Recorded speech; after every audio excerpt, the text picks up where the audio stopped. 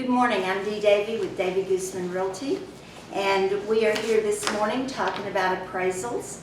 And not only are we going over some things that you might have missed, but I have a new agent. We have a brand new agent, Ben Christopherson, and I'm going to give him some on-hands information. Now, Ben has never written a contract, is that correct? That's correct. Okay. So, what do you know about appraisals? Appraisals, they are how they set the price for a home. And it's someone's judgment on it is what I know. Okay. That's kind of right. Mm-hmm. When a property sells, first of all, you have a third-party financing addendum, okay? And let's just say the person is going for FHA financing. Mm-hmm. And this would be a 203B. That's an FHA financing. And then the FHA insured loan of not less than, this will be the amount that they're financing. Okay. That's the loan amount. Okay. Now, the other part of this is the VA or FHA financing has to be a guaranteed amount of what the price is. Okay. You see the difference? Okay. So when an appraiser comes in, they look at the contract, they see that there's a price of $400,000, they pull up all of their comparables, and they say, this house would appraise for $400,000. Okay. So if the owner is putting 20% down, that's a 20% loan to value ratio. Yeah. Okay? So, we introduced a few months ago an addendum concerning the right to terminate due to a lender's appraisal. Now, the importance of this is, if a buyer goes in and purchases a home and it's on the market for $400,000, Okay. and they're going to put 20% down, Mm-hmm.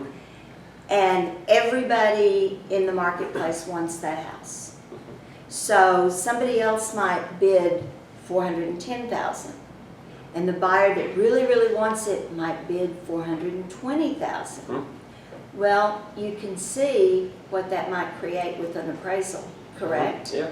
So what was done in the infinite wisdom of the broker lawyer committee, I'm sure, they decided we will allow the buyer to do that, but we need to give them a direction on what will happen.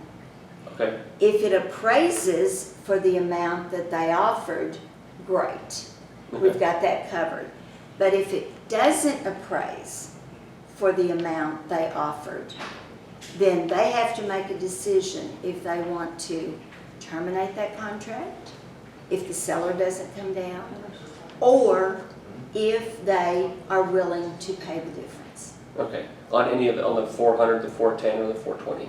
Right. Okay. Okay.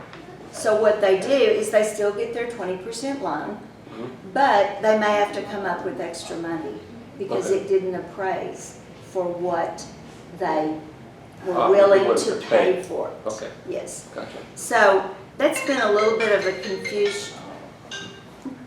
That's been a little bit confusing to some people, but it's a great way to allow people to get the home they want, but not overpay for it if it doesn't appraise. But they do have to put some more equity in up front. If it doesn't appraise. Correct, yeah. Yes. Yes, they do. So, Makes sense. any questions about that? No, I mean, I'm glad they put that in there because it helps with the bidding wars. Yeah, Because if someone really wants it, then they have to put some extra money towards it. exactly. So it's a little more of a commitment. And of course, that helps the buyer too, because they have a lower loan-to-value ratio, which means that they've automatically put more equity into the house. Okay, does that make sense? Yeah. So, that is our notation today for appraisals. We had someone ask us about appraisals, so we wanted to talk about it today. And welcome to our company, Ben. I appreciate it. Thank you. We're so happy to have you here. Thanks.